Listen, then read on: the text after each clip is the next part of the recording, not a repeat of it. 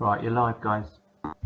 Hello everybody and good evening and welcome to the first Communications Champion webinar. It's absolutely fantastic that so many of you are going to be watching this or listening to this either live and in the future. It's a bit like watching something on the BBC and then it'll be on Dave upcoming and later on.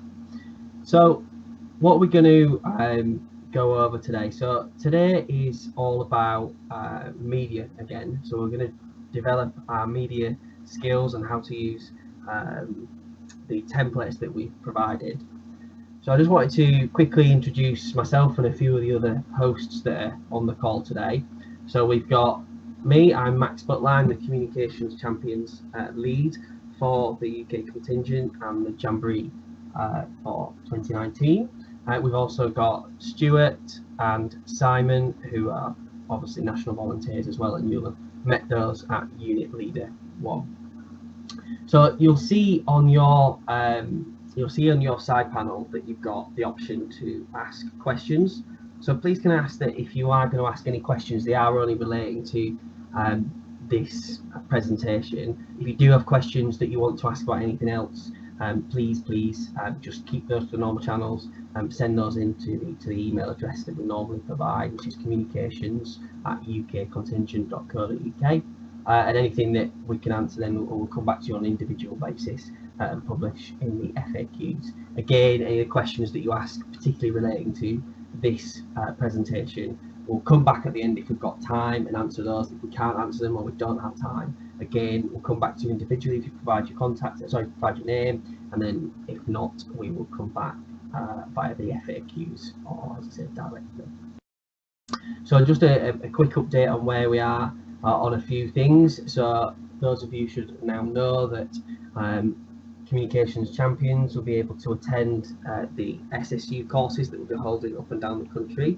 At this stage, I'm not going to have any more information, providing more information on that, but dead pleased that the champions will be able to attend that. So once you've kind of allocated where you're going to go, please make sure that you guys can come as well. So as you can see on there, we've got objectives. So we're going to talk about how to identify your unit stories. We're going to tell you a little bit how to get them in the media, and then again how we can help you do that.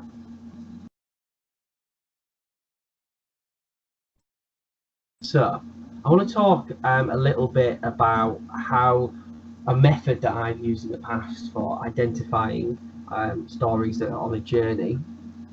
So what you can kind of do, I don't expect you to do this now, although you can if you wish, please do this at another time, is you can create a timeline starting with now. So now is the you just selected your young people. You could be about to select your young people, you might not be there yet, you could have just had your first unit camp. And then right at the other end of your timeline, you're going to have post Jamboree, because there's going to be a lot of stuff after Jamboree. Remember, the Jamboree experience doesn't end when you land back in at Heathrow in August. So what you need to do then is kind of pick some points along that timeline and set yourself some targets. So you might pick major fundraising milestones, you might pick unit weekends, you might add on extra detail about individual fundraising as opposed to kind of unit fundraising. But remember, you can put plenty in there, the more the better. But then you can use that, you can kind of identify where the key points you are that you might want to sell something to the media and get them to do something, or get them to put a story up. So moving on to the next slide, then we're going to concentrate on that timeline, young person selection. So I appreciate that some of you might think that young person selection has been and gone for you, but actually that doesn't really matter. We have had coverage on young person selection for some units in some localities, but there hasn't actually been a vast area of that, and some units have, as I say, have done it a long time ago, and some units have just finished their young person selection process and haven't even had their first unit weekend. So as I said, this time we're going to just concentrate on young people selection. So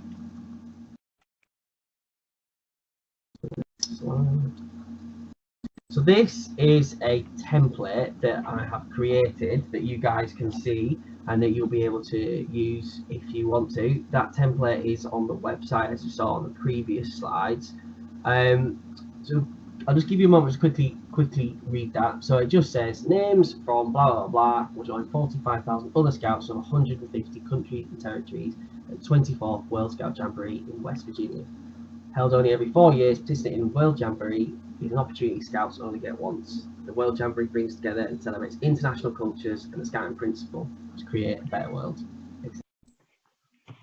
So as you can quite obviously see, there are some gaps, and we've outlined those gaps here using brackets.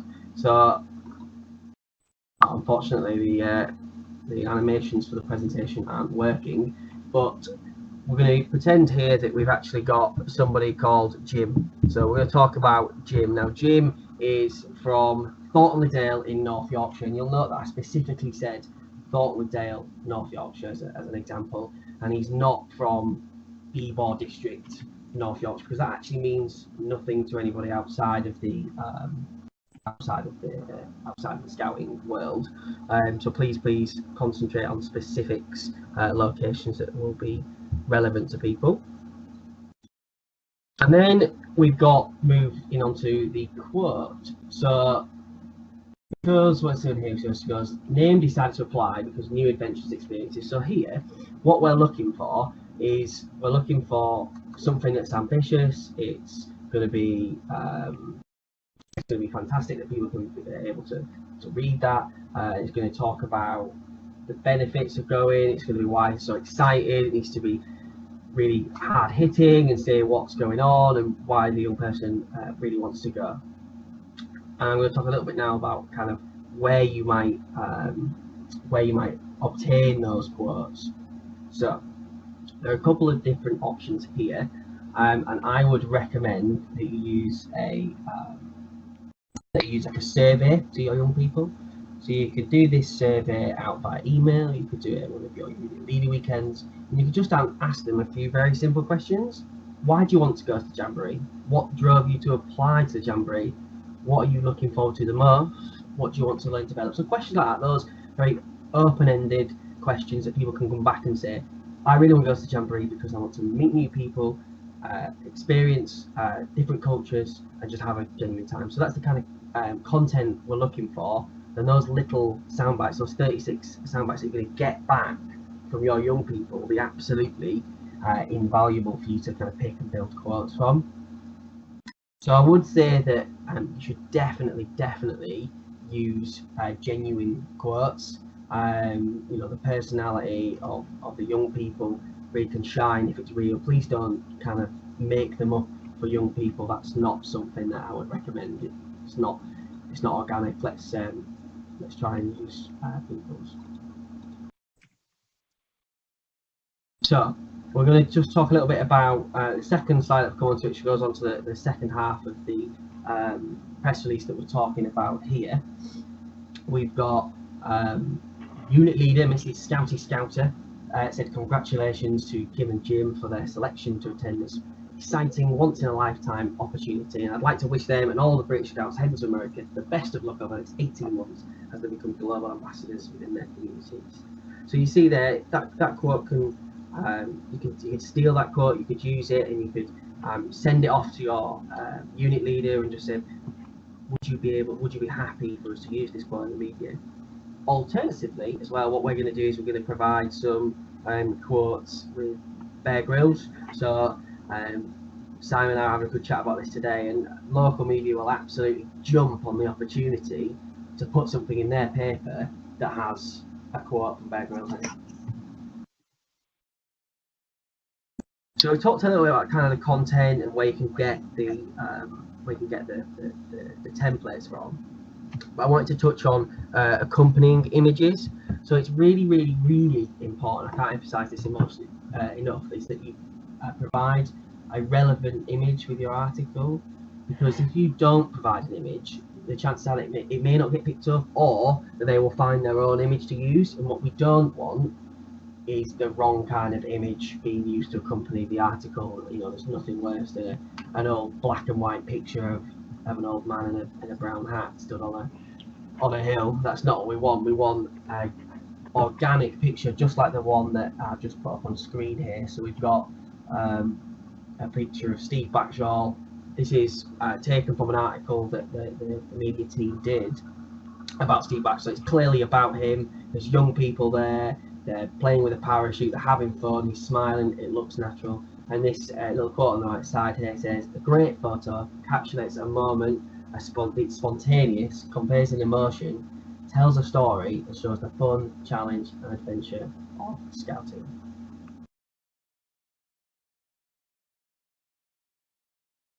So, getting your story in front of a journalist then. So,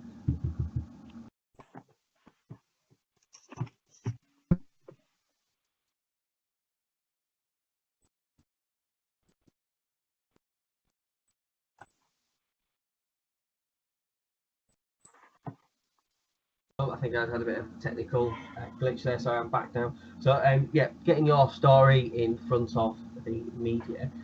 So, what I would say is that you should never refer to a location as a scouting location. So, I put up a map here, and this is the county I'm from, North Yorkshire. You can see here, there's all the different areas. You've got Selby, York, Skipton, Harrogate, Rydale, Scarborough, Whitby, Thirsk, etc. All these different localities will have their own media outlets. So what you don't want to do is make your article unique. So you don't want to make your press release unique to a whole area that's for your unit. You want to make it unique to an actual place like Tadcaster or Selby or York, because people in York don't want to read about people in Craven, and they want to read about that local place. So within kind of an hour's work, you could create unique press releases for each area of your county. And obviously this doesn't, this isn't just applicable to North Yorkshire, whether you're Greater Manchester or Greater London. Each of those counties on those scout units will be able to break your unit apart and allocate to media localities.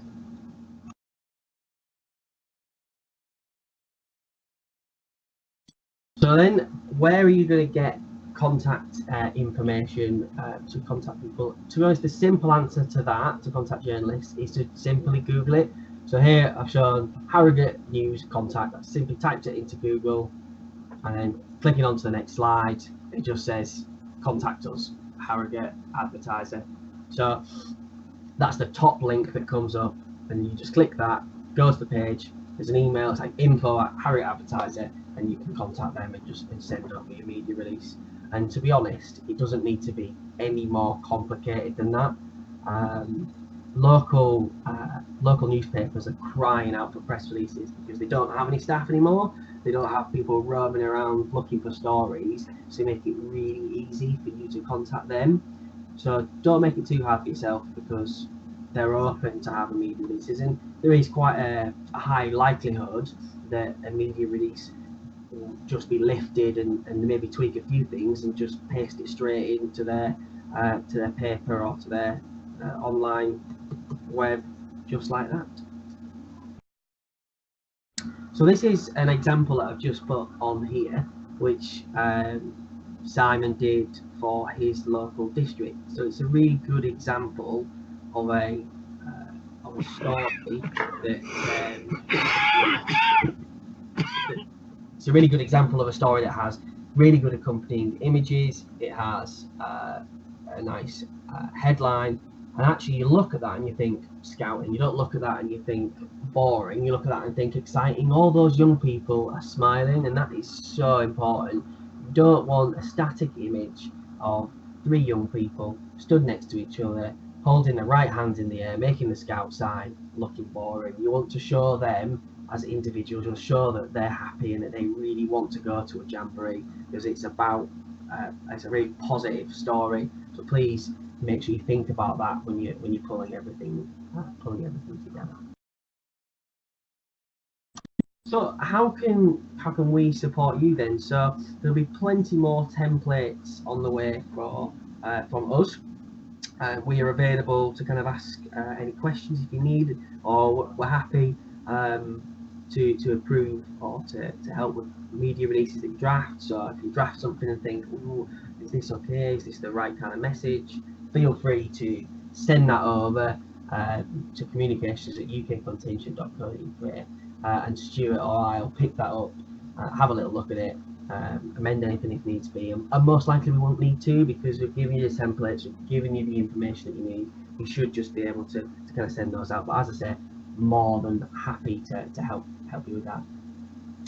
And then of course we'll be doing further in-depth training on media and other things at the champion training sessions at the SSU courses. So that leads me nicely onto kind of what the next session you might like the next session to be. So using the comment function on the question function on the right hand side, I just want you to type in what you think. It doesn't have to be one of those elements that I put on screen. What you would like further training on, please. So whether it's brand, social media, more about media releases, whether it's about generating content, getting pictures, you want to learn about how to do more videos, or anything else that we did at the unit leaders weekend, please just take a moment and to type those in there.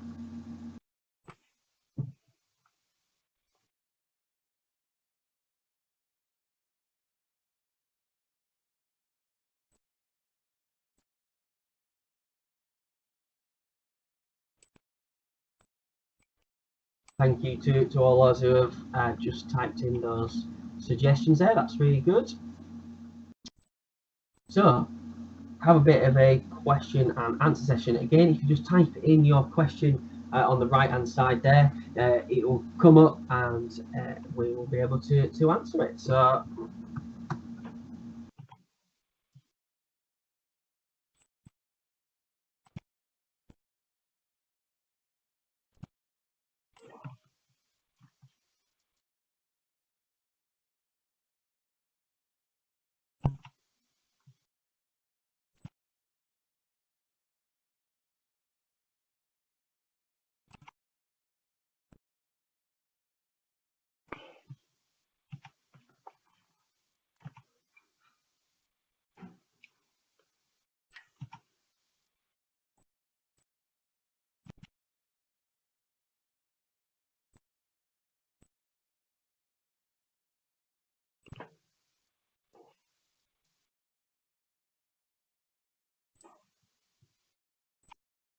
okay, so I've just had a question pop up here that says, what will we be doing at the SSU courses? So the SSU courses are specifically for the young people. However, we have taken the decision to invite the champions along as well, and that's a really good opportunity for you to come down, see what the young people are doing. Of course, there'll be an overlap, but primarily there will be kind of two separate courses, and we're just taking advantage of the locations and people travelling to and from them. So there's a question here, suggestion on how to get good visual content out of training session when we are busy running around and leading them. Yeah, that's a really good question. So there are other people that are not necessarily in your Jamboree unit that you could call upon, but then also you want to think about the young people as well. So it's definitely not a bad thing if you're doing an activity to say to some of the young people, hang on, we're doing this, but why don't you guys take some photos of this, then swap them out with the activity that you're doing, or whether it's a fundraising. You've all got smartphones now, or so they've all got smartphones now. They'll easily be able to do that and take some photos. Questions are coming flying in. So how many young people can we send on the comms champion course from each unit? Thanks Dave for that question. There is the facility for 2 young people to attend from each unit, and obviously the comms champion as well. Social media would be good, video production if time. Yeah, we can do some stuff on social media on the next one if that's what we were looking at. We'll bring in together all the questions and see what a lot of people are saying. So you want some more stuff on media releases? There's another question about what we're doing at SSU. Roughly explain that, but more detail will come out in due course. You want more examples, what makes good content on. That's a good point, actually. What I think I might look at doing is find some examples of stories that you guys have done, some of the champions have done already. We'll put those in the next champion update and we'll send them around so you get an idea of the kind of stories that are popping up in different parts of the countries and localities. Love some more info on recording hints and tips. Yeah, no problem. Look at that for the next one. More specifically related to this.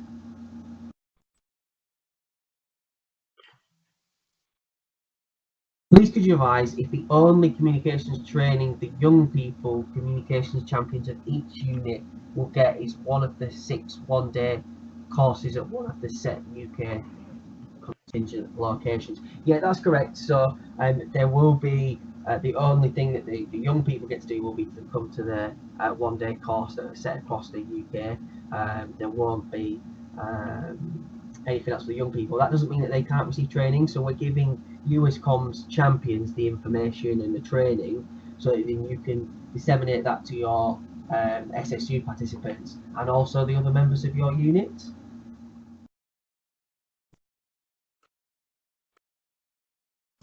What role can we give the young people's comm champ? I'm not quite sure what that question is. What role can we give the young people's champ? I suppose I think that question says what role can we give our SSU participants? So that's a really good question, because later in time, as once we've done that, we'll give them training which will be able to put them in front of different types of media. So we talked here today a lot about media releases for doing print or press, but actually there's a lot of broadcast opportunities, radio, local television, etc. And actually we'll be giving them the skills to be able to put up for those kind of interviews. So that's the kind of thing that you can get young sports people doing.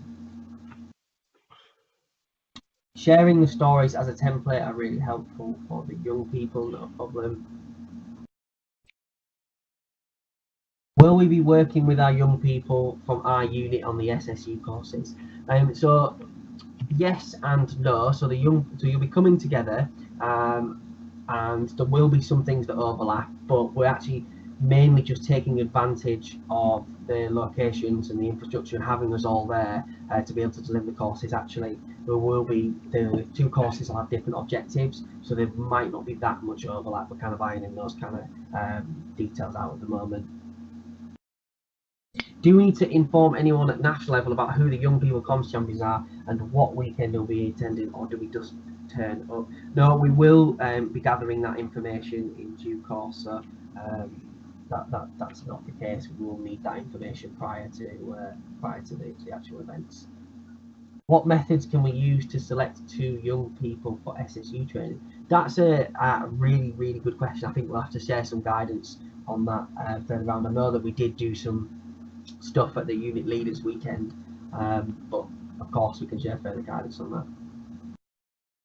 I can't attend the SSU training. Can I send another leader in place? Will you be sharing the content of the day?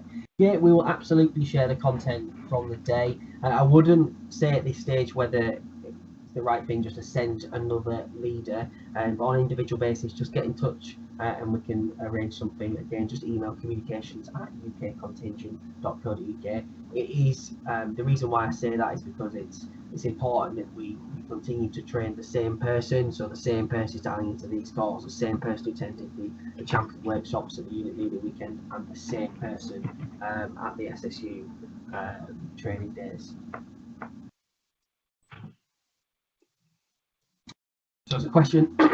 It says, with the SSU training days, if one young person can only attend one day and the other young person can only attend a different day, can the comms champion attend both dates so the young people can attend with their comms champion? I'm afraid not, because unfortunately we will only be able to have the facility to accommodate a limited number of people at each of the training days. So we won't be able to accommodate comms champions to be trained twice, unfortunately.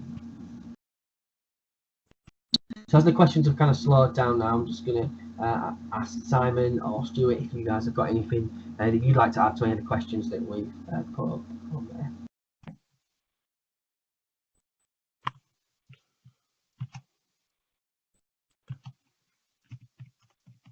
Nope, that's fair enough. So if nobody else has got any more questions then, or anyone's got anything that they would like to say, I would thank you for taking the time to dial into this conference call today.